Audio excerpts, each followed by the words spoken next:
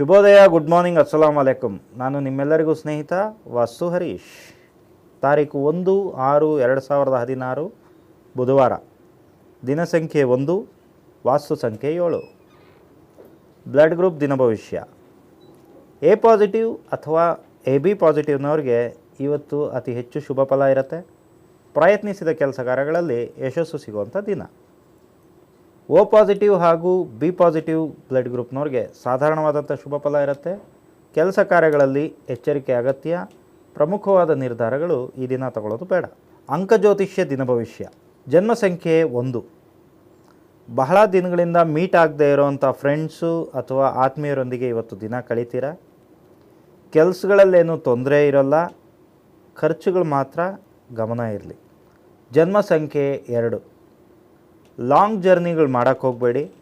Family members ಮಧ್ಯದಲ್ಲಿ misunderstanding ಆಗೋ ಸಾಧ್ಯತೆ ಇರುತ್ತೆ.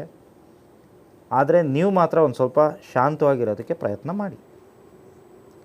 ಜನ್ಮ ಸಂಖ್ಯೆ 3. ನಿಮ್ಗೆ ಇವತ್ತು ಸಿಗೋ ಅವಕಾಶ ನೋಡಿ ಒಂದು ರೀತಿ ನಿಮಗೆ ಆಶ್ಚರ್ಯ ಆಗ್ಬೋದು. ಒಂದು ಗೆಸ್ಸಿಂಗ್ ಮೇಲೆ ನೀವು ತಗೊಂಡಂಥ ನಿರ್ಧಾರ ಇವತ್ತು ನಿಮಗೆ ಲಾಭ ತರುತ್ತೆ. ಈ ದಿನ ನೀವು ಮುಟ್ಟಿದ್ದೆಲ್ಲ ಒಂದು ರೀತಿ ಮೈಡಾಸ್ ಟಚ್ ಅಂತ ಹೇಳ್ಬೋದು. ಜನ್ಮ ಸಂಖ್ಯೆ 4. ಇವತ್ತು ನೀವು ಸ್ಟಾರ್ಟ್ ಮಾಡೋವಂಥ ಪ್ರಾಜೆಕ್ಟ್ಗಳಿಂದ ನೆಕ್ಸ್ಟ್ ಫ್ಯೂಚರ್ ಡೇಸಲ್ಲಿ ನಿಮಗೆ ಒಳ್ಳೆ ಪ್ರಾಫಿಟ್ ಇರುತ್ತೆ. ಏನೇ ಇನ್ವೆಸ್ಟ್ ಮಾಡಿದ್ರೂ ಸ್ವಲ್ಪ ಮುಂಜಾಗ್ರತೆಯಿಂದ ಮಾಡಿ. ಸ್ವಲ್ಪ ಸೀರಿಯಸ್ ಆಗಿ ತೊಗೊಂಡ್ರೆ ನಿಮ್ಮೆಲ್ಲ ಕೆಲಸ ಕಾರ್ಯಗಳಲ್ಲೂ ಗ್ರ್ಯಾಂಡ್ ಸಕ್ಸಸ್. ಜನ್ಮ ಸಂಖ್ಯೆ 5. ಯಾವುದಾದ್ರೂ ಡಾಕ್ಯುಮೆಂಟ್ಸ್ಗೆ ಸೈನ್ ಹಾಕುವಂಥ ಕೆಲಸ ಅಥವಾ ಪ್ರೋಗ್ರಾಮ್ ಇವತ್ತಿದ್ದರೆ ಆ ಡಾಕ್ಯುಮೆಂಟ್ಸ್ನ ಪೂರ್ತಿ ಓದಿ ನಂತರ ಅರ್ಥ ಮಾಡಿಕೊಂಡು ಆಮೇಲೆ ಸೈನ್ ಹಾಕಿ. ಕೇರ್ಲೆಸ್ ಆಗಿ ಸೈನ್ ಹಾಕಿದ್ರೆ ಲಾಸ್ ಗ್ಯಾರಂಟಿ. ಕೆಲವೊಂದು ಟರ್ಮ್ಸ್ ಆ್ಯಂಡ್ ಕಂಡೀಷನ್ಸ್ ನಾವು ಓದೋದೇ ಇಲ್ಲ, ಅಕ್ಸೆಪ್ಟ್ ಕೊಟ್ಬಿಟ್ಟು ಹೋಗ್ತಾ ಇರ್ತೀವಿ ಇಂಟರ್ನೆಟ್ಟಲ್ಲೆಲ್ಲ. ಆ ರೀತಿ ಮಾಡೋಕ್ಕೆ ಹೋಗಬೇಡಿ. ಈ ಕಪ್ಪು ಬಣ್ಣ ಬಟ್ಟೆ ಹಾಕ್ಕೊಂಡಿರ್ಬೋದು ಅಥವಾ ಕಪ್ಪು ಬಣ್ಣದ ವಾಹನಗಳಿರ್ಬೋದು ಅಥವಾ ಕಪ್ಪು ಬಣ್ಣ ಇರತಕ್ಕಂಥ ಯಾವುದೇ ವಸ್ತು ಆದರೂ ಸಹ ಅವುಗಳ ಹತ್ರ ಒಂದು ಸ್ವಲ್ಪ ಎಚ್ಚರಿಕೆಯಿಂದ ಇರಿ. ಜನ್ಮ ಸಂಖ್ಯೆ 6. ಸ್ವಲ್ಪ ನಿಮ್ಮ ರೂಮು ಅಥವಾ ನಿಮ್ಮ ಆಫೀಸ್ನಲ್ಲಿ ನೀವು ಕೆಲಸ ಮಾಡೋ ಟೇಬಲ್ ಅಥವಾ ರ್ಯಾಕ್ ಏನಿರುತ್ತೆ ಅದನ್ನು ಶೆಲ್ಫುಗಳನ್ನು ಒಂದು ಸ್ವಲ್ಪ ಕ್ಲೀನ್ ಮಾಡ್ಕೊಳ್ಳಿ. ಲೋನ್ ಅಪ್ಲೈ ಮಾಡೋ ಪ್ಲ್ಯಾನಿಂಗ್ ಇದ್ದರೆ, ಯಾವ್ದಾರ ಹ್ಯಾಂಡ್ ಲೋನ್ ಅಥವಾ ಪರ್ಸ್ನಲ್ ಲೋನ್ ಯಾವುದಕ್ಕಾರ ಅಪ್ಲೈ ಮಾಡೋದು ಅಥವಾ ಕೈ ಸಾಲ ಕೇಳೋವಂಥ ಉದ್ದೇಶ ಇದ್ದರೆ ಅದನ್ನು ಇವತ್ತು ಮಾಡಿ. ಸ್ವಲ್ಪ ಬಹಳ ಬೇಗ ನಿಮಗೆ ಲೋನ್ ಸ್ಯಾಂಕ್ಷನ್ ಆಗೋ ಸಾಧ್ಯತೆ ಇರುತ್ತೆ. ಜನ್ಮ ಸಂಖ್ಯೆ 7. ಇಂಪಾರ್ಟೆಂಟ್ ಕೆಲಸಗಳನ್ನು ಬೆಳಿಗ್ಗೆಯಿಂದಲೇ ಪ್ರಾರಂಭ ಮಾಡಿ. ಯಾವುದರಲ್ಲೂ ಲೇಟ್ ಮೆತೀಫ್ ಆಗೋಕ್ಕೆ ಹೋಗಬೇಡಿ. ಹಣ ಅಥವಾ ಆಸ್ತಿ ವಿಚಾರಗಳ ಚರ್ಚೆಗಳನ್ನು ಇವತ್ತು ಮಾಡಬೇಕಾಗಿ ಬರ್ಬೋದು. ಯಾರು ನಿಮ್ಮ ಮನೆಯ ಹಿರಿಯರ ಒಂದು ಅಕ್ಸೆಪ್ಟೆನ್ಸ್, ಸಮ್ಮತಿ ಇಲ್ಲದೆ ಯಾವುದೇ ನಿರ್ಧಾರಗಳನ್ನು ತಗೊಳಕ್ಕೆ ಹೋಗಬೇಡಿ. ಜನ್ಮ ಸಂಖ್ಯೆ 8.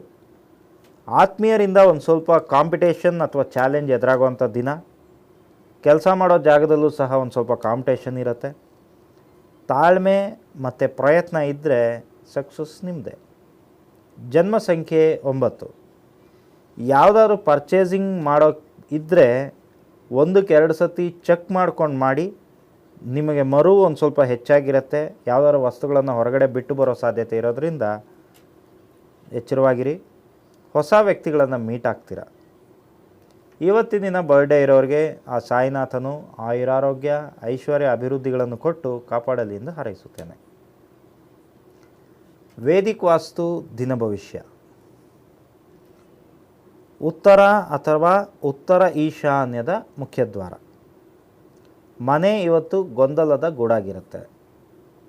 ಹಾಗಾಗಿ ಕಲ್ಲು ಸಾಂಬ್ರಾಣಿ ಧೂಪ ಹಾಕೋದ್ರಿಂದ ಸ್ವಲ್ಪ ಶಾಂತಿ ನೆಮ್ಮದಿ ನೆಲೆಸುತ್ತೆ.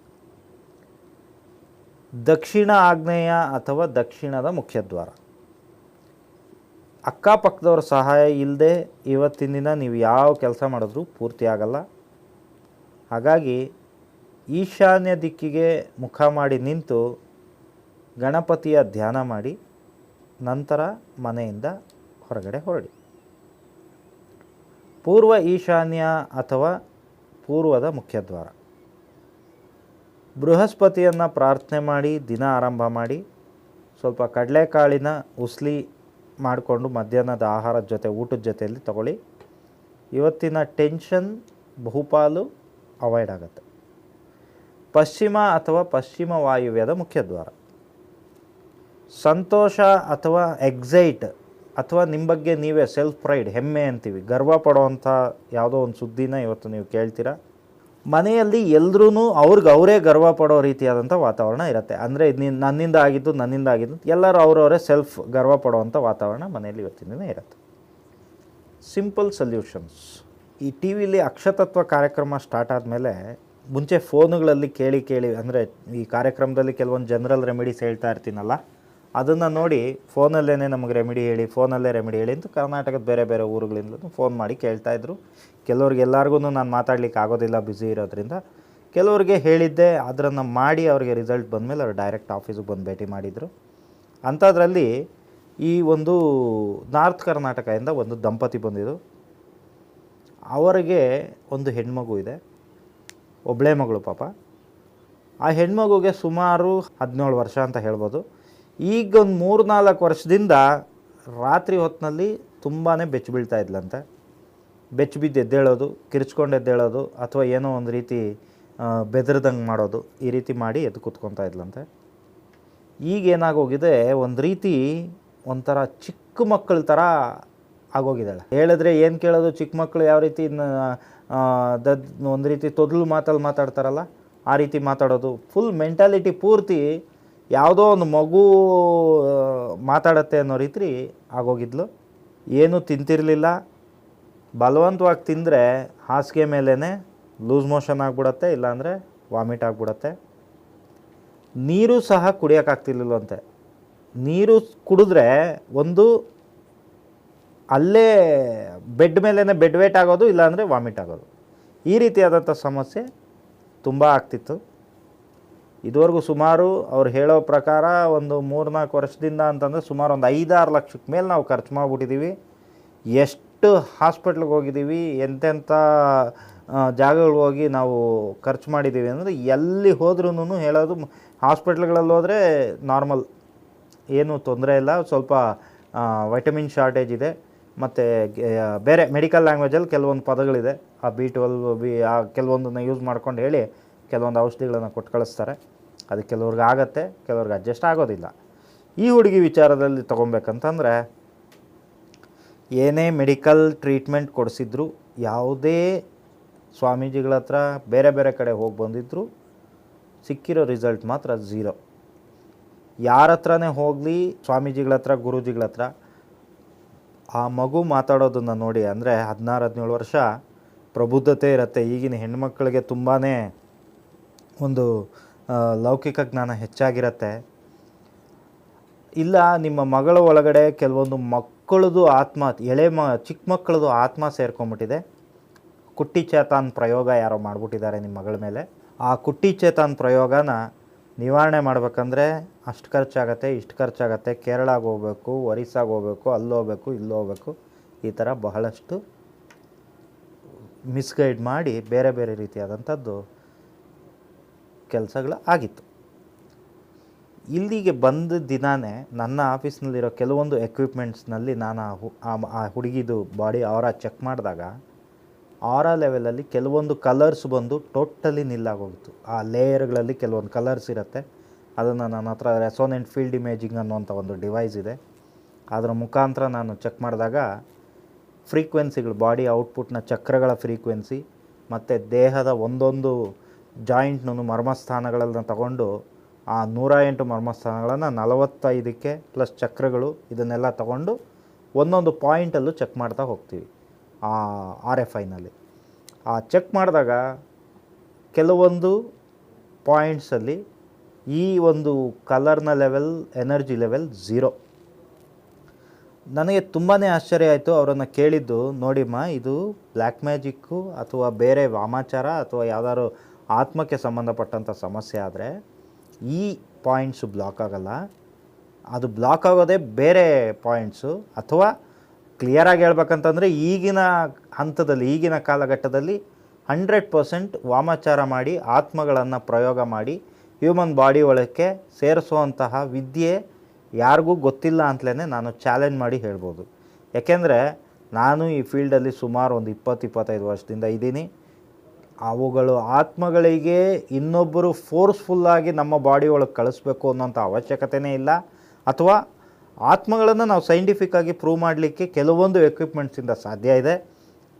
ಅದನ್ನು ಯಾರೂ ಪ್ರಯೋಗ ಮಾಡೋದು ಬೇಕಾಗಿಲ್ಲ. ಗಾಳೀಲಿ ಗುಂಡು ಯಾರಿಗೋ ಬಿತ್ತು ಸತ್ರು ಅನ್ನೋ ರೀತಿಲಿ ಆಗತ್ತೆ. ನಮ್ಮ ಬಾಡಿನೇ ಅವುಗಳು ಅಕ್ವೈರ್ ಮಾಡ್ಕೊಳ್ಳೋಷ್ಟು ವೀಕಾಗಿ ಇರುತ್ತೆ. ಕಾರಣ ನಾನ್ ಅಯೋನೈಸಿಂಗ್ ರೇಡಿಯೇಷನಿಂದ. ಸೊ ಈ ಮಗುದ್ರದ್ದು ನಾನು ಬ್ಲಾಕೇಜಸ್ನ ಚೆಕ್ ಮಾಡಿ ಕೇಳಿದ್ದು, ಯಾರಾದರೂ ಈ ಒಂದು 4-5 ವರ್ಷದಿಂದ ತುಂಬ ಕ್ಲೋಸ್ ಫ್ರೆಂಡ್ಸ್ ಯಾರಾದರೂ ಏನಾದರೂ ಹೆಚ್ಚು ಕಡಿಮೆ ಮಾಡಿಕೊಂಡು ಯಾವುದಾದ್ರೂ ಜೀವಕ್ಕೆ ತೊಂದರೆ ಮಾಡಿಕೊಂಡು ಸೂಯಿಸೈಡ್ ಮಾಡ್ಕೊಳ್ಳೋದು ಅಥವಾ ಆ ರೀತಿಯಾದಂಥದ್ದು ಏನಾರು ಆಗಿತ್ತಾ ಅಂತ ಕೇಳಿದೆ.